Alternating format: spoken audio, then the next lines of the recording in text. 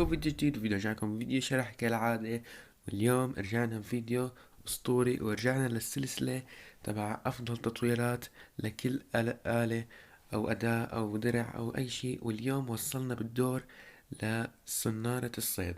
طبعا ممكن تحس وتقول سنارة الصيد مو مفيدة، ويعني ليش لا نهتم بهي الشغلات؟ بس صدقني أنه سنارة الصيد أهميتها مثل أهمية باقي الأدوات، إذا مو أحسن من بعضهم، لأنه بتجيب لك شغلات أسطورية، خصوصا إذا بتسوي اللي اليوم رح وريك إياها. وبتحط التطويرات اللي اليوم رح أشرح عنها، رح يصير عندك آلة أو سنارة صيد بتجيب لك لوت أسطوري وما حتندم. فهلأ قبل ما نبلش الفيديو سووا لايك والاشتراك بالقناة. وبس شباب، خلوكم مع الفيديو. اوكي، طبعا بهذا الشيست رح نلاقي كل شي بنحتاجه مشان نسوي هيدي السنارة. فخلينا نفتحه، واول شي ناخد سنارة هيك ونبلش تطويرة. اول شي رح ناخد Luck of the Sea. طبعا خلينا نحطها اول شي ونشرح لكم شو بتسوي Luck of the Sea. طبعا Luck of the Sea لما تزت السنارة وعليها هي التطويرة، شو بصير انه الشغلات اللي بتصيدها راح تقل نسبة السمك، وترتفع نسبة الشغلات النادرة مثل كتب مطورة، بوات او سنارات مطورة، سدل، دروع أحصنة، هي الشغلات النادرة. فيعني هي بصراحة أحسن تطويرة، لأنه بتجيب لك لوت أو شغلات بتصيدها أحسن. فهلأ اجينا فورا على أول أحسن تطويرة للسنارة بالنسبة لإلي، وخلونا نكمل مشان نسويها أحسن سنارة باللعبة كلها، مو بس عندها أحسن تطويرة.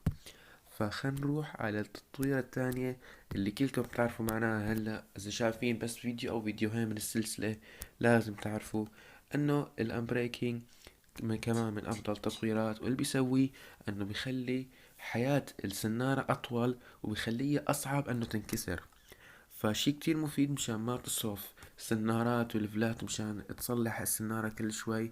فبس حط عليها امبريكينج وهيك ممكن تصلحها مرة بالسنة، أو حتى ولا مرة بعد التطويرة اللي رح تيجي هلأ واحدة من هدول الاثنين.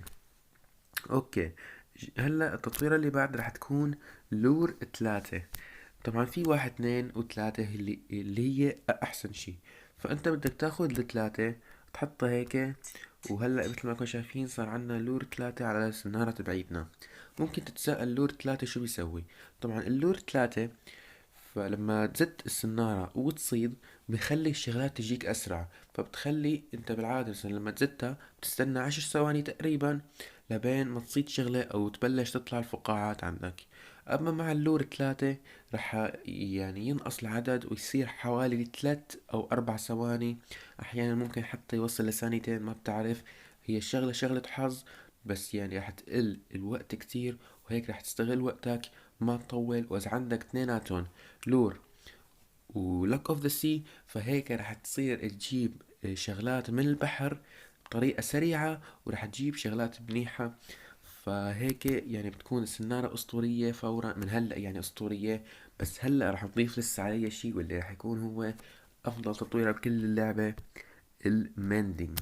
طبعا المندنج أتوقع يعني معروف، ما في داعي نشرح، بس اللي ما بيعرف هو أنه لما خلينا نقول هلأ أنا عم صيد، فراح تنكسر، راح تبلش ينقص من دم السنارة مع الوقت.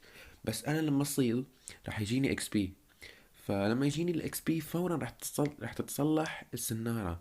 فهيك يعني ما في ولا مرة بحياتي راح اضطر اني صلحها او حط عليها اكس بي او حط عليها سنارة تانية، لانه انت اصلا لما تصيد بيجيك اكس بي، فهيك بتتصلح السنارة لحالها. اوكي شباب، وبهي الطريقة بنكون شرحنا عن افضل سنارة وسويناها قدامكم، شرحنا كل التصويرات. ان شاء الله تكونوا فهمتوا واستفدتوا. اذا عندكم اي اسئلة او تساؤلات اكتبوا لنا اياها بالكومنتات، وان شاء الله رح عليكم كلياتكم. لا تنسوا اللايك والاشتراك بالقناة، دعمونا مشان انه هلا هدفنا انه نوصل 1700 مشترك قبل نهاية 2022 ودخولنا ب 2023. من كم يوم وصلنا 1600، شكرا من القلب. وهلا هدفنا 1700 فورا، بنطلع لقدام دائما. وبس شباب، مع السلامة، نشوفكم الفيديو الجاي.